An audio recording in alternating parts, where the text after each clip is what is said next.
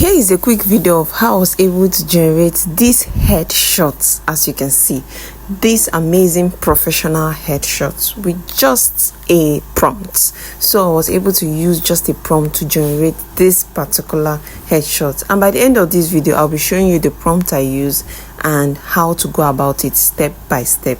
So let's get started. So the first thing you need to do is to open ChatGPT. Once you open ChatGPT, if you're here to create an account, you create an account. Then the next thing I want to do is to attach an image of me.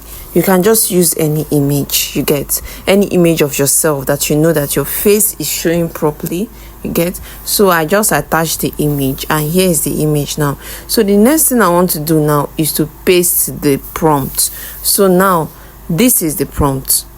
You can just screenshot this to copy out the prompt. So this is the prompt. I just highlighted the prompt, and it says, using the attached selfie as an exact reference, generate a high resolution professional headshot that preserves 100% of my facial features, including face shape, hair, skin tone and expression. Apply studio quality lighting and a soft neutral background, and adjust my attire to formal professional wear, ensuring the image exudes confidence and approachability for a LinkedIn profile. So once I'm done inputting this text, the next thing now I want to do is to click on the send. So I will just hit that arrow button and send it. So immediately I send it, the AI tool will automatically start processing your image. So because there is high demand, so it's going to take a little while. You just have to be patient. So finally it has generated. So let's just scroll down to see what the picture looks like, and this is it.